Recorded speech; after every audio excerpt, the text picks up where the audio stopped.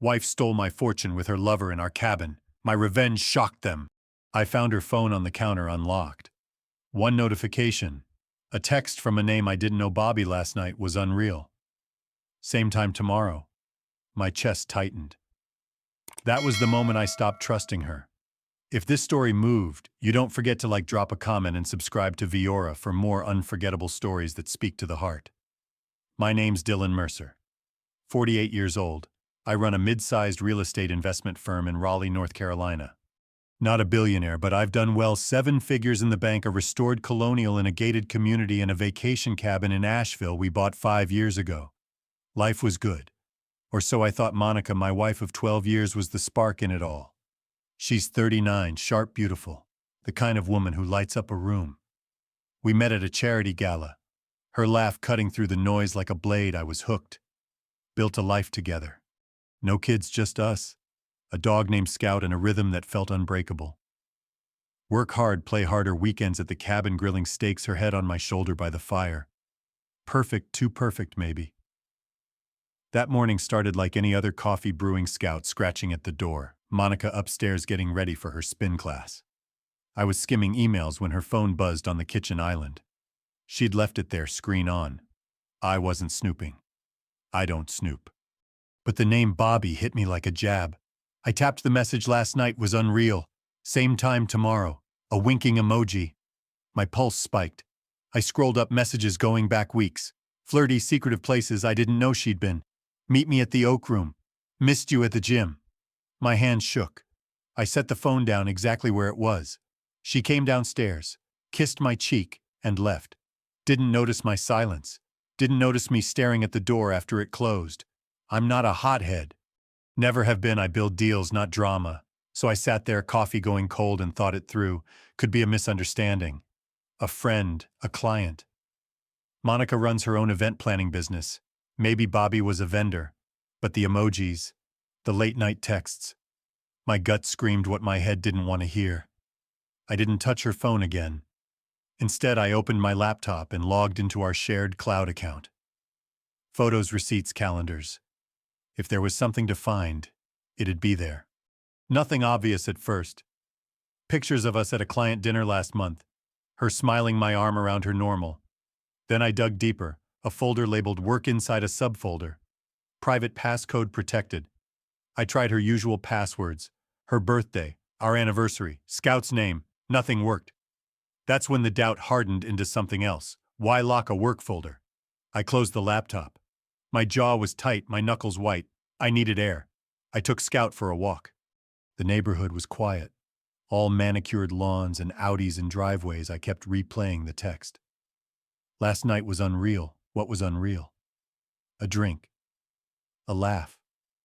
Or something that had gut me. Scout tugged the leash, oblivious. I envied him.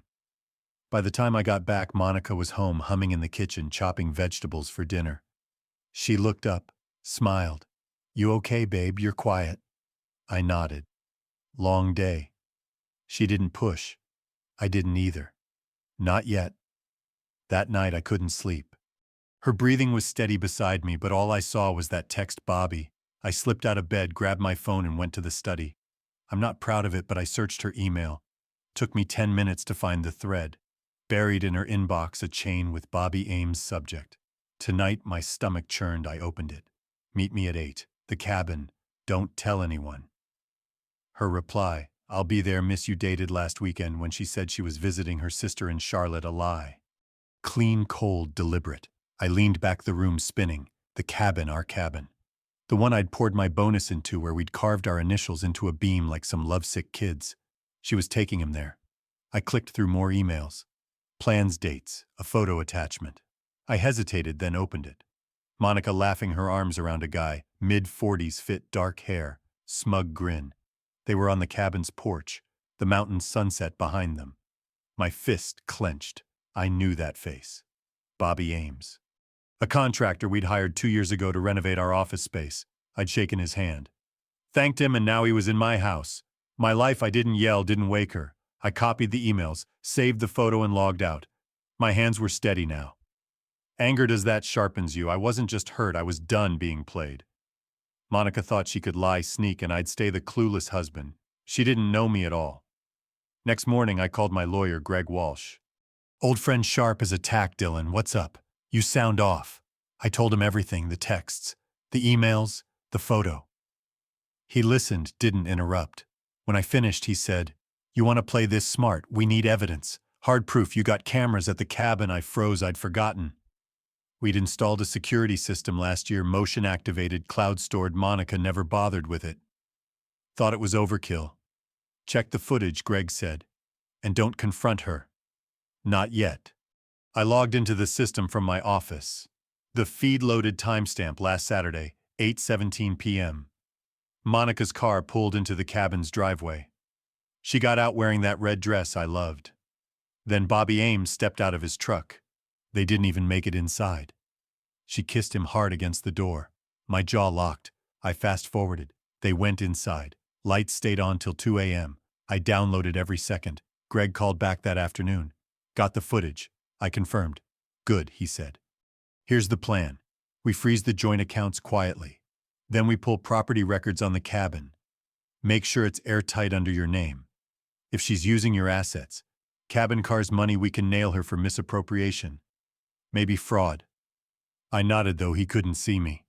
One more thing, he added. You sure you want to go nuclear? Divorce is messy. This could bury her. I didn't hesitate. She buried herself. That evening, Monica was all smiles, planning a client dinner like nothing was wrong. I played along, poured her wine, asked about her day. She didn't suspect a thing, but I noticed details now. Her phone never left her side. She checked it twice during dinner. Quick glances like she was waiting for something. Or someone. I kept my voice steady. My eyes on hers. You seem distracted, I said. She laughed it off. Just work, babe. You know how it is, I smiled. She had no idea I was already 3 steps ahead. The next twist came faster than I expected. Greg called the following day. Dylan, we pulled the financials. There's a problem. My stomach dropped. What he exhaled. Monica transferred $75,000 from your joint account to an LLC registered to Bobby Ames. 2 weeks ago, I gripped the phone. She did what Greg's voice was grim. There's more. She's been funneling smaller amounts, $5,000, $10,000 for months. Totals close to $120,000. Looks like she's bankrolling his business. Or him. I didn't see red. I saw white, pure, cold clarity. Monica wasn't just cheating. She was stealing. Using my money to play house with her contractor boyfriend. I told Greg to lock it down, accounts, credit cards, everything. He filed the paperwork that day. By 5 p.m., Monica wouldn't be able to touch a dime without my say-so. I also had him draft a notice of eviction for the cabin. Her name was on the deed, sure, but I'd structured the purchase through my trust. She had no legal claim. Not anymore. That night, I got an email from her subject. We need to talk. My pulse spiked, but I opened it. Dylan, I know things haven't been perfect. I've been thinking, maybe we need space. I'm at the cabin for a bit. Let's talk when I'm back. No mention of Bobby. No mention of the money. Just vague, polished lies. I didn't reply. Instead, I forwarded it to Greg. Add it to the file, I said. Then I checked the cabin's camera's live feed. There they were, Monica and Bobby sprawled on my couch, drinking my bourbon, laughing like they owned the place. I watched for 5 seconds, then closed the laptop. Enough. I wasn't doing this for revenge. Not yet. This was about control. Taking back what was mine. The next morning, I met Greg at his office. He slid a folder across the desk. Eviction notice is ready. We can have a sheriff serve it tomorrow. Accounts are frozen. She'll get alerts soon. You want to be there when she's kicked out? I shook my head. No, I don't need to see it. Greg raised an eyebrow. You sure? Most guys would want the show. I leaned back. I'm not most guys. What I didn't tell him was the next move I'd been digging on. Bobby Ames hired a PI old buddy from college to pull his records. Took less than a day. Bobby wasn't just a contractor. He had a rap sheet. Petty theft, a DUI, and a restraining order from an ex-girlfriend. Charming. More interesting. His LLC, the one Monica was funding, was a shell. No contracts, no projects. Just a bank account with my money. I handed the report to Greg. This changes things, he said, flipping through it. We can go after him for fraud. Maybe conspiracy. You want to press charges. I didn't answer right away. I was thinking bigger. That evening Monica called. I let it go to voicemail. Her voice was shaky. Dylan, what's going on? The bank froze our accounts. I can't even buy gas. Call me back. I didn't let her sweat. She'd figure out soon enough the cabin wasn't hers anymore. The sheriff would make that clear. Then the first real curveball hit. I was at the office finalizing a deal when my assistant buzzed me. There's a guy here, says it's urgent. Name's Tom Hargrove. I frowned. Tom was Monica's brother. We weren't close, but he'd always been straight with me. I told her to send him in. He looked rough bags under his eyes, shirt wrinkled. Dylan, he said, shutting the door. We need to talk about Monica. And Bobby. My jaw tightened. What about them? Tom sat down, ran a hand through his hair. I didn't want to get involved, man. But she's in deep. Bobby's not who you think. And there's something else. She's been lying to both of us. I leaned forward, every nerve on edge. Tom wasn't here to defend her. He was here to warn me. And what he said next turned everything I thought I knew upside down. Tom's eyes darted to the door like he was scared someone might barge in. Bobby's not just some contractor, Dylan. He's been working Monica for months. Maybe longer. My grip on the desk tightened. Working her how Tom exhaled, voice low. He's a con, runs scams on rich women. Finds them through their businesses, gets close, bleeds them dry. Monica's not the first I found out because his ex reached out to me last week. She saw Monica's name on some paperwork Bobby left behind. I leaned back, processing. Bobby Ames wasn't just a sleaze. He was a predator. And Monica, my wife, was his mark, or was she? My mind raced. Was she a victim or a player in this? Tom kept talking. The ex-Lisa, she's terrified of him. Says he's got a temper and debts. Big ones, that LLC, it's a front. He's using Monica's money to pay off loan sharks. I stared at him. Why didn't you tell me sooner? Tom's face fell. I tried to talk to Monica. She shut me out. Said I was jealous, trying to ruin her happiness.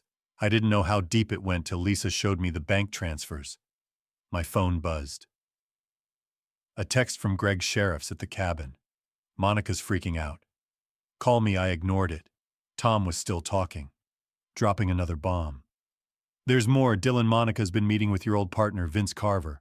I saw them at a bar last month. Looked cozy. I didn't think much of it then.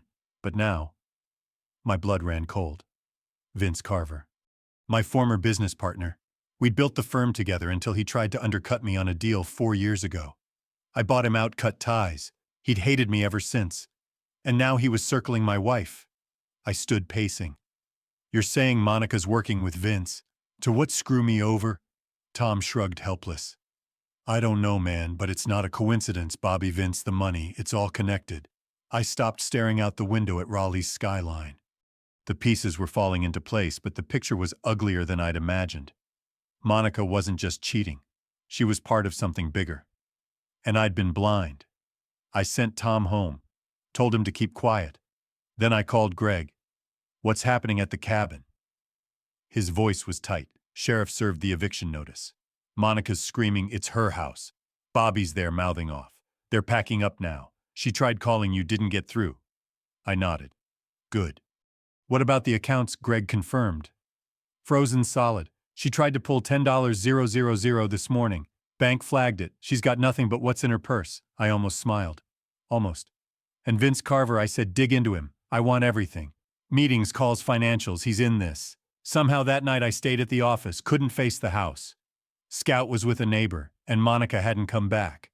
Probably licking her wounds at a hotel. Or with Bobby. I didn't care. I was done feeling. I pulled up the PI's report on Bobby again. Lisa, his ex, was listed as a contact. I dialed her number. She answered on the second ring. Voice wary. Who's this? I kept it short. Dylan Mercer. Tom Hargrove gave me your name. I need to know about Bobby Ames' silence. Then you're Monica's husband. Not a question. Yeah, I said, and I'm not the enemy.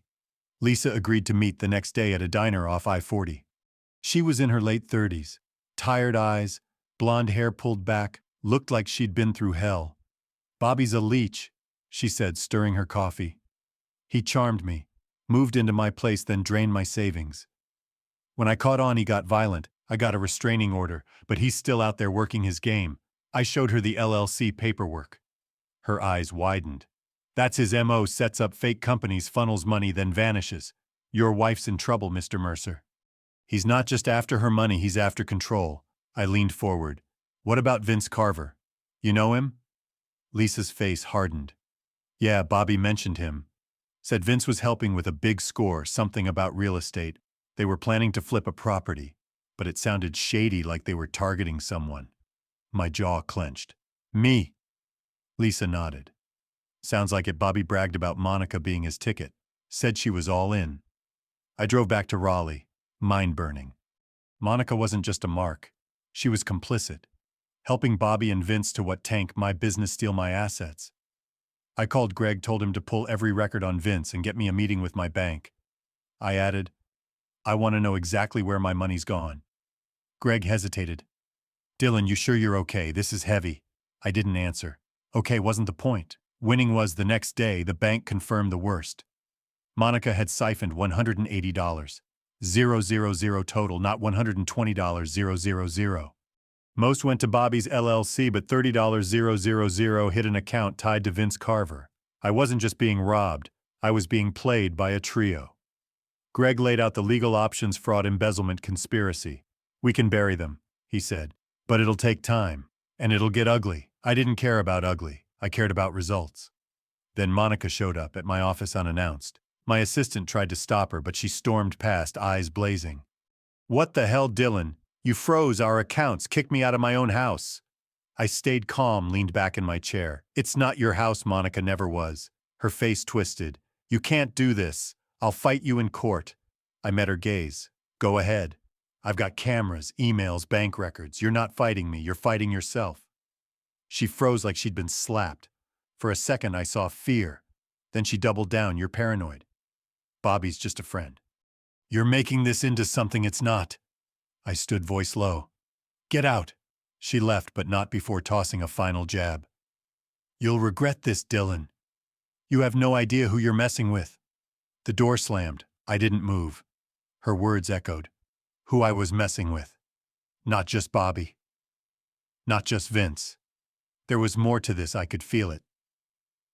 That night I got a call from Lisa. Dylan, I found something. Bobby's been meeting with a guy named Paul Grayson, real estate developer. Big player in Charlotte. I overheard Bobby on the phone last year talking about a land deal. Grayson's name came up. I frowned. Paul Grayson, I knew him. Old money, ruthless. We'd bid against each other on a commercial lot last year.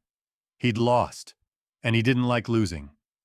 I thanked Lisa, hung up, and called Greg. Add Paul Grayson to the list. I want his financials, his deals, everything. The next twist hit like a freight train. Greg called me at 6 a.m. Dylan, you need to see this. He emailed me a file. Bank records, emails, and a contract Monica had signed over a 20% stake in my company to Vince Carver. Forged my signature. The deal was brokered through Paul Grayson's firm. They weren't just after my money, they were after my business, my legacy. I stared at the screen, pulse hammering. How did we miss this? I asked. Greg's voice was grim. She buried it in shell companies. Took us cracking Grayson's accounts to find it. Dylan, this is bad. If they push this through, you could lose control of the firm. I didn't panic. I planned file an injunction. I said, stop the transfer and get me a meeting with Grayson today. Greg hesitated. You sure he's a shark? I didn't blink. So am I. The meeting was at Grayson's office in Charlotte, a glass tower that screamed old money. Paul was 60, silver hair, tailored suit, eyes like a snake. He shook my hand. All smiles. Dylan. Pleasure. What's this about? I didn't sit. You're working with Vince Carver and my wife to steal my company. I've got the contracts, the forgeries, the bank transfers. Walk away or I bury you.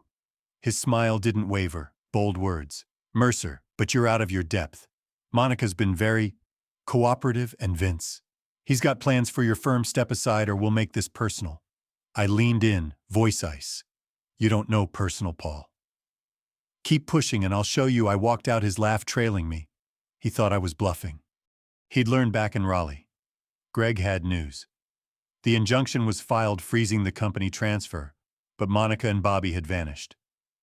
No sign at the cabin. No hotel charges. Nothing. They're spooked, Greg said. Probably hiding with Vince. I didn't care where they were. I cared what they were planning. I told Greg to keep digging. Then I went home. First time in days, the house felt wrong. Empty Monica's perfume lingered, but her clothes were gone. She'd been back taking what she could. I checked the safe. My grandfather's watch gone worth $15,000, but it was the principle. She wasn't just stealing money, she was erasing me. Then came the next curveball. My PI called Dylan. I tailed Vince, he's meeting someone tonight. Not Monica. Not Bobby. A woman mid-40s brunette drives a Lexus. They're at the Oak Room. I frowned. Get me a name. 2 hours later he did. Claire Donovan. My stomach twisted. Claire was Vince's ex-wife, divorced 3 years ago after he cheated. She'd walked away with half his fortune and disappeared. Why was she back? And why with Vince? I drove to the Oak Room myself. Didn't tell Greg, didn't tell anyone. The place was upscale, dim lights. Jazz in the background. I spotted Claire at a corner table alone. Now Vince was gone. She was nursing a martini, elegant, composed. I walked over Claire. She looked up surprised but not rattled. Dylan Mercer. Been a while. I sat uninvited. What are you doing with Vince? Her lips curved, not quite a smile. Same as you? I suspect settling scores. She didn't elaborate, but I pushed. He's working with my wife and Bobby Ames. They're trying to take my company. Claire's eyes flickered. I know Vince bragged about it. Thinks he's untouchable, but he's sloppy. Always has been. I leaned in. What do you want, Claire? She sipped her drink, calm as a lake. Same as you, to see him burn. I studied her. She wasn't lying. But she wasn't telling me everything. Work with me, I said. We can take them all down. Claire tilted her head. Maybe, but I don't trust easily, Dylan. You want my help? Prove you're not like him. I left the bar with her number and a warning. Vince is planning something big, she'd said. Watch your back. I drove home. Mind racing. Claire was a wild card, ally or enemy, I couldn't tell. But she knew things I needed. I texted Greg. Find everything you can on Claire Donovan. And keep eyes on Vince. The next day, Monica called again. This time I answered. Her voice was desperate. Dylan, please, I messed up. Bobby's gone. He took everything. My cards, my jewelry. I'm at a motel. I need help. I didn't buy it. Where's Vince? I asked. Silence. Then I don't know. He cut me off too. I laughed cold. You're on your own, Monica. I hung up. No pity, she'd made her bed. But her call wasn't the twist. That came an hour later. Greg sent me a new file. Security footage from my office, not the cabin. My firm timestamp 2 weeks ago, 3 a.m. Monica letting herself in with a key I didn't know she had. She went to my desk, plugged in a USB drive and copied files, client lists, financials, deal memos. My entire business downloaded and gone. Greg's voice was grim. She handed it to Vince. He's shopping it to Grayson. They're planning to tank your firm, Dylan. Poach. Your clients undercut your deals. I didn't yell. Didn't break.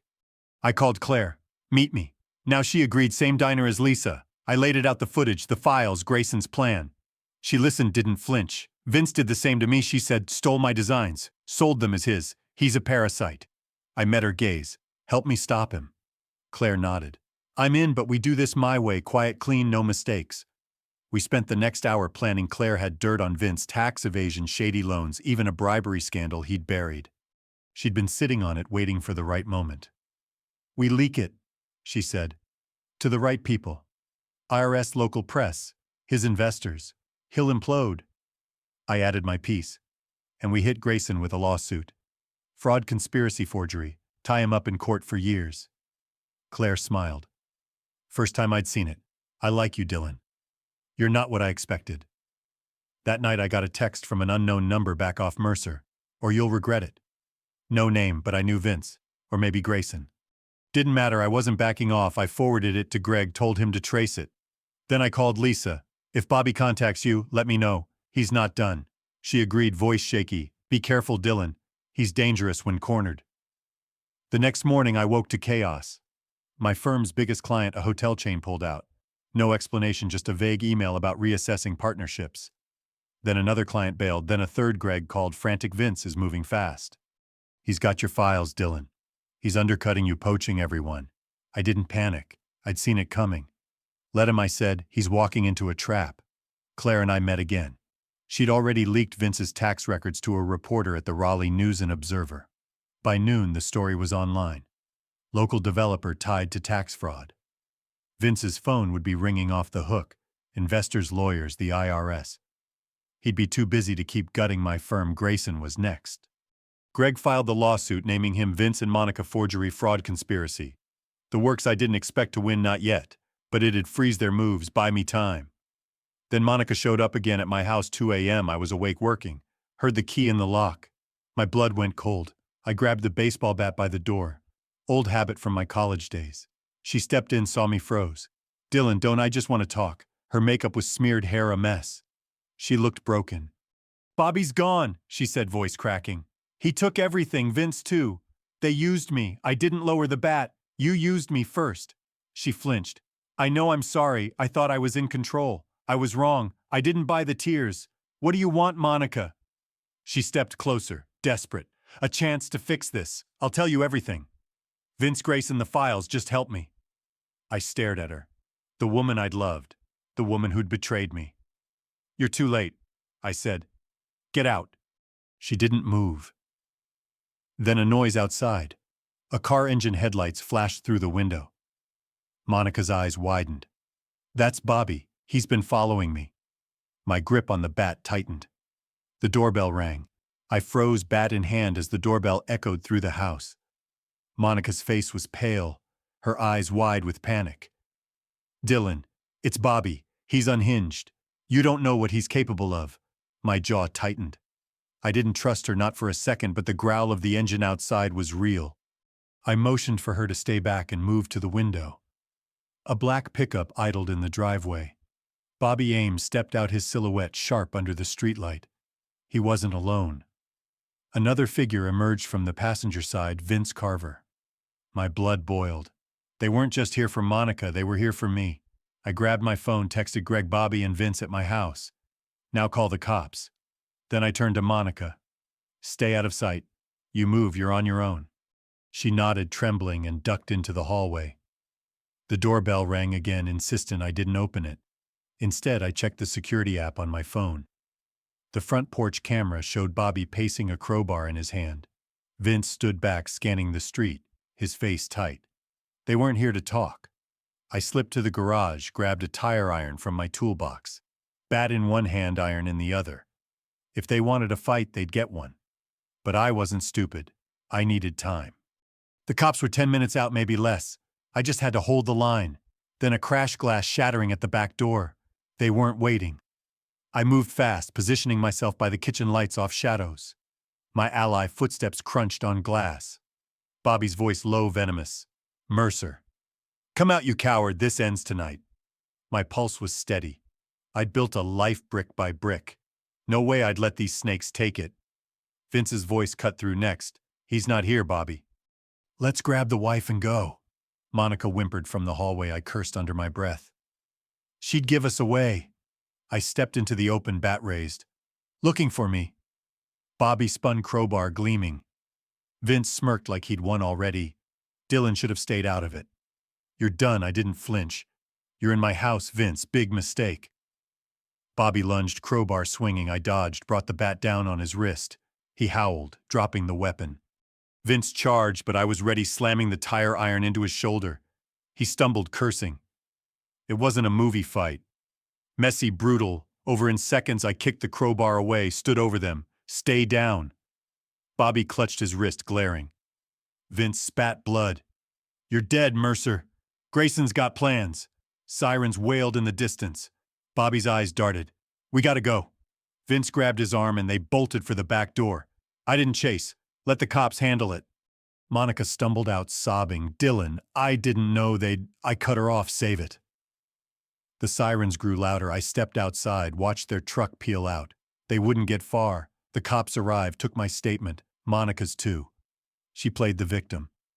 Tears on cue, I didn't contradict her. Not yet. Greg showed up, face grim. They picked up Bobby and Vince 2 miles away, DUI for Bobby, assault for both. They're not talking, but we've got enough to hold them. I nodded. What about Grayson? Greg hesitated. He's lawyered up, slippery. But Claire's leak is working. His investors are pulling out. He's bleeding. Monica tried to talk again, but I walked away. I was done with her lies. Back at the house, I checked the damage. Back door smashed, a few drawers rifled. They'd been looking for something. papers maybe, or leverage, didn't matter. I had backups. Everything they wanted was already with Greg. I slept in the guest room, bat by the bed. Trust was gone, even in my own home. The next morning, Claire called. You okay? Heard about the break-in. I was blunt. I'm fine. What's your next move? She didn't miss a beat. Vince is cracking. I got a recording, him admitting to the forgery. Sent it to your lawyer. Grayson's next. I've got a contact at the SEC. They're sniffing his deals. I paused. Claire was good. Too good. Why are you doing this? Claire really silence. Then Vince took everything from me. My business, my name. You're not the only one who wants justice. I met her at a coffee shop downtown. She slid a USB drive across the table. Emails Grayson to Vince planning to tank your firm. Monica's copied on half of them. I plugged it into my laptop. The evidence was damning. Dates, amounts, even a mention of the cabin as collateral. Monica hadn't just betrayed me. She'd sold me out. I looked at Claire. You're sure about this? She nodded. Burn them, Dylan. All of them. Greg filed the charges that day. Fraud, conspiracy, forgery, Monica, Vince, Bobby, Grayson named in one sweeping lawsuit. The press caught wind headlines screaming about Raleigh's real estate scandal. My firm took a hit, but I'd prepared. I called every client, personally laid it out. I was the victim fighting back. Most stayed. Loyalty runs deep when you're straight with people. Then the final twist. Monica showed up at my office escorted by a cop. She was under arrest, embezzlement. Handcuffs glinted as she glared at me. This is your fault, Dylan. You pushed too hard. I didn't blink. You stole from me. Lied, chose them, live with it. She spat. You'll never be happy. You're empty. The cop led her away. Her words stung, but I shook them off. Empty, maybe. But I was free. Bobby and Vince took plea deals. Bobby got 3 years. Vince 5. Grayson fought, but the SEC was closing in. His empire was crumbling, Claire. And I kept in touch. Not as partners, not yet. She was sharp-scarred like me. We grabbed drinks one night, talked business, not betrayal. You ever think about starting over? She asked. I sipped my bourbon. Every day. She smiled. Good, you're not done, Dylan. I sold the house, the cabin. Too many ghosts. Bought a condo downtown, sleek modern mine scout curled up by the window, city lights below. My firm stabilized stronger than before. I wasn't just surviving, I was building. Monica's words echoed, sometimes empty. But she was wrong. I wasn't empty. I was clear, focused, alive. The case against Grayson dragged on. Claire hinted at more evidence. Something big. Give it time. She said I did. I'd learned patience. One night alone I poured a drink, raised it to the skyline. To winning. I said to no one. The phone buzzed. Claire. Check the news. I did. Grayson's firm bankrupt, his name toxic. I texted back. We did it. Her reply, not done yet. What's next? I don't know. Claire's out there planning. Grayson's down, but snakes slither back. Monica's in prison, but her shadow lingers. Did I win or just survive? What would you do knowing it all? Like what you heard, hit that like button, share your thoughts in the comments, and subscribe to Viora, because the next story might just be your favorite one yet.